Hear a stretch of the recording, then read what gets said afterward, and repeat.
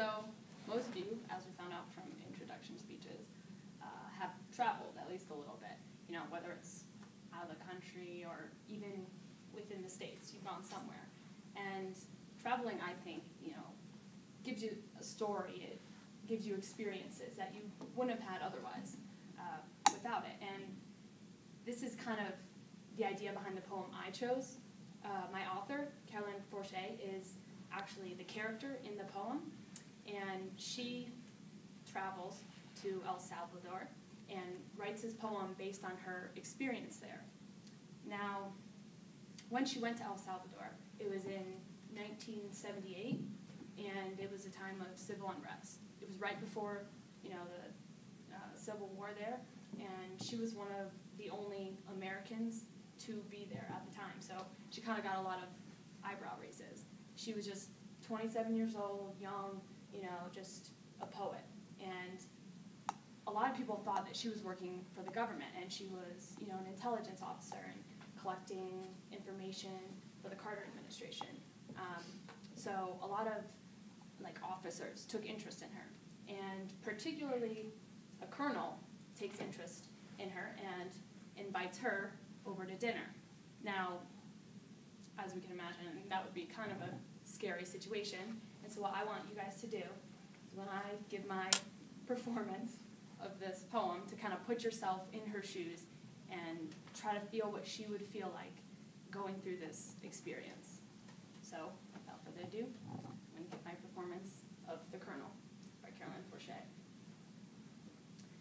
What you've heard is true. I was in his house. His wife carried a tray of coffee and sugar. His daughter filed her nails. His son went out for the night. There were daily papers, pet dogs, a pistol on the cushion beside him. The moon swung bare on its black cord over the house.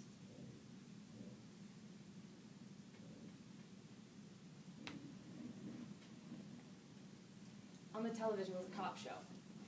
It was in English.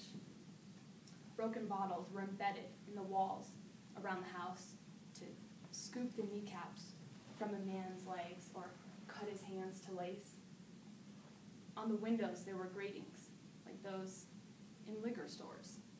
We had dinner, rack of lamb, good wine. A gold bell was on the table for calling the maid. The maid brought green mangoes, salt, some type of bread. I was asked how I enjoyed the country.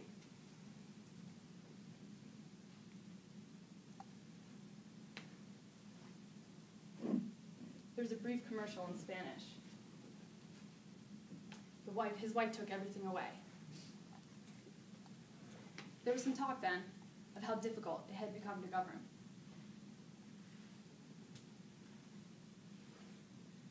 The parrot on the terrace said hello.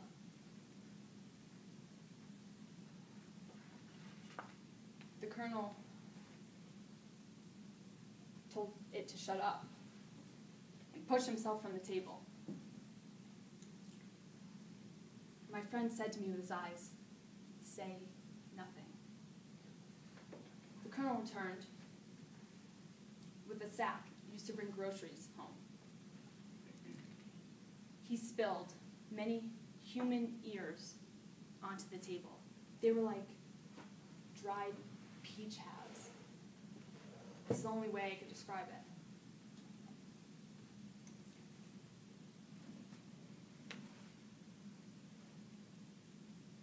He picked one up, took it in his hand, shook it in our faces,